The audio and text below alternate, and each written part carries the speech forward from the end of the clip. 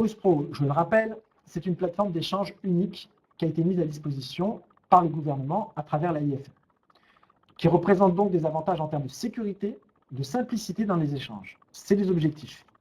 Ce point unique d'accès, si vous voulez, va traduire à la volonté des pouvoirs publics de décloisonner un petit peu les administrations. Ça, c'est pour la partie communication de l'État.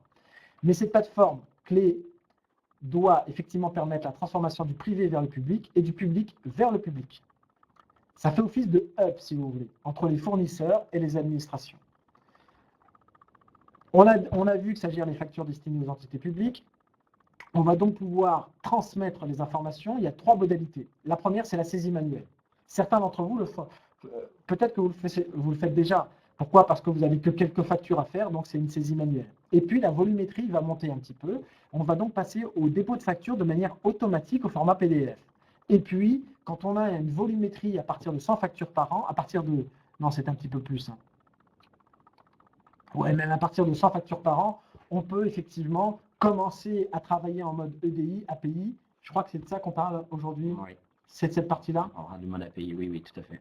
D'accord. Que l'on va parler pour, à partir effectivement de votre ERP, de votre outil comptable, de transmettre de manière automatique au portail Chorus Pro les informations pour ensuite récupérer ces informations directement. Aujourd'hui, on fera à partir des SAP.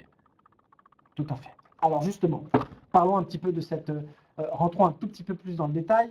Nous avons donc une solution qui va permettre effectivement de vous apporter une aide précieuse dans l'émission automatique de ces factures vers la plateforme et le suivi également des statuts des factures une fois déposées sur la plateforme. C'est très important parce qu'on peut déposer quelque chose, mais il faut aussi obtenir un retour. Et pour travailler ce retour, c'est ce qu'on vous propose.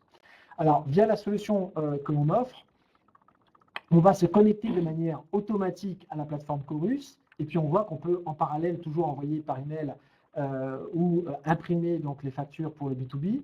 Mais avant, ce que l'on faisait, c'était qu'on envoyait par courrier un email, un manque de retour sur l'état des factures au niveau des fournisseurs. Donc c'était un petit peu le bazar. Grâce à la plateforme, on a vu, c'était un point unique, un hub d'accès. Et on va donc offrir des solutions qui vont être capables de couvrir l'ensemble des flux de facturation électronique. Je rappelle que la mise en place d'un flux EDI, c'est un fichier XML qui contient l'ensemble des informations nécessaires à la facturation. Voilà. Donc il y a un cahier des charges qui est assez conséquent, je crois, Florian. Oui, qui est assez conséquent. Qui a été défini par Chorus Pro, que l'on va respecter. Alors, justement, je vous propose de rentrer un petit peu dans le détail maintenant, et peut-être, Florian, de nous montrer un petit peu, justement, à travers un exemple, comment on va déposer ces différentes factures et comment on va réceptionner ce statut pour ensuite, effectivement, mettre en place de manière automatique cette facturation électronique. Eh bien, avec plaisir. Je vais commencer par, donc là, je suis en VF03. J'ai une facture qui est une facture très simple, avec 2 items, qui est une facture, en fait, on prend en compte le fait qu'elle soit, c'est une facture privée en fait. Elle va aller donc dans une entreprise privée. Donc celle-ci, on décide de ne pas l'envoyer, côté Chorus. Et donc c'est le process, j'allais dire, qui aujourd'hui est en place naturellement. Donc on imprime notre facture et on a choisi comme action de l'envoyer. Donc ici, je vais devoir me reconnecter. Voilà, ça c'est normal. Sur un portail. On a décidé simplement de l'archiver. On aurait pu l'envoyer par mail.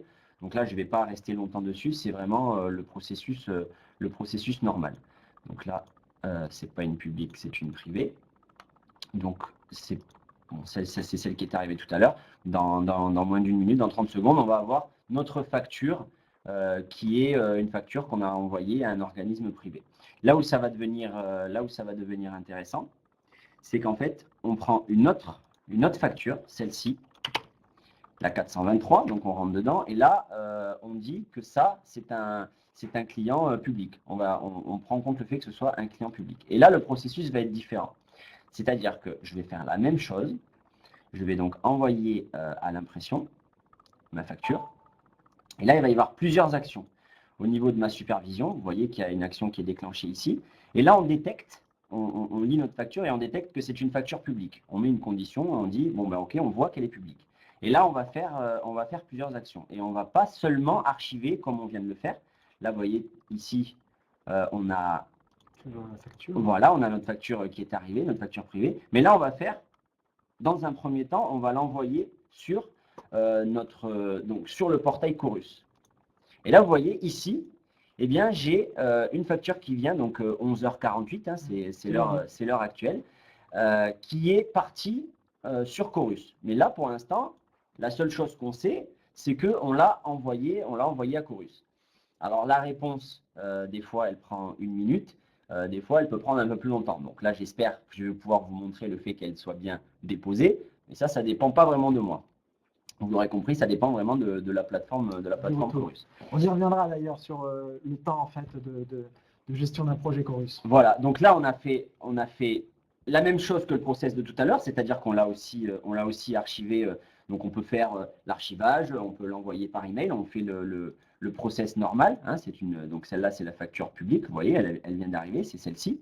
Mais je peux aussi, du coup, l'envoyer automatiquement côté Chorus. Donc là, j'ai juste une question, Florian. Est-ce que, imaginons, parce que là, on a peut-être des personnes qui n'ont pas forcément, qui ont déjà peut-être un outil qui leur permet de centraliser l'ensemble de leurs factures.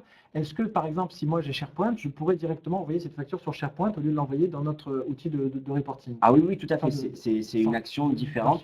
C'est une autre action dans l'action qu'on a choisie. Moi, j'en ai choisi 2, donc c'est archivage et envoi sur Chorus. On pourrait choisir une autre action qui est l'envoi sur SharePoint. Donc à la fois en amont, en termes de ERP, on n'est pas obligé d'être sur SAP, et à la fois en aval, en termes de GED, par exemple, on pourrait déposer ça sur n'importe quel type de GED. Exactement. Okay.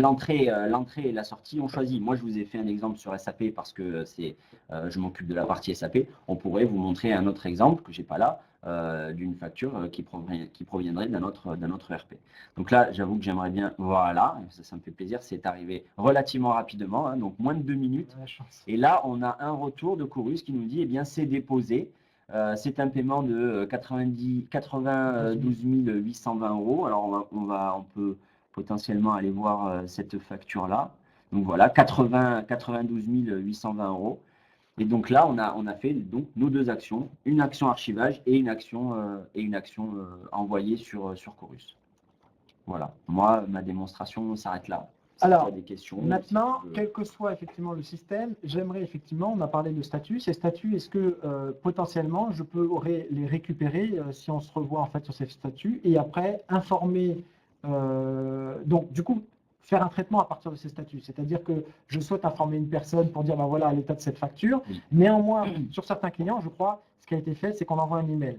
Ça reste sur des volumétries très faibles. Et si je souhaite automatiser ça parce que la volumétrie est très importante, est-ce que je peux alimenter soit une base de données, soit peut-être notre ERP avec ces informations? On peut tout à fait imaginer le fait de déclencher une action selon le statut qui est ici. En l'occurrence, si le statut reste à inconnu, on ne peut pas encore dire que ça a été déposé. On peut seulement dire que ça a été envoyé. On pourrait très bien imaginer un envoi de mail au moment où le statut est inconnu, pour dire on l'a envoyé mais on n'a pas encore de retour. Un deuxième mail qui nous dirait c'est déposé maintenant, donc Chorus l'a reçu. Si on a un statut qui évolue après déposé, par exemple, on peut imaginer que le statut va passer à payer, et bien on pourrait aussi, bon c'est impossible, c'est un peu lourd, un troisième email pour dire eh bien la facture est en instance d'être payée. Et on peut aussi imaginer, moi je parle côté SAP, de remplir dans la facture, donc choisir un endroit dans la facture, par exemple les textes des factures, dire eh bien elle a été déposée. Donc on pourrait renvoyer le statut que nous a renvoyé Chorus, on pourrait faire un retour jusqu'à l'ERP, en l'occurrence ici SAP.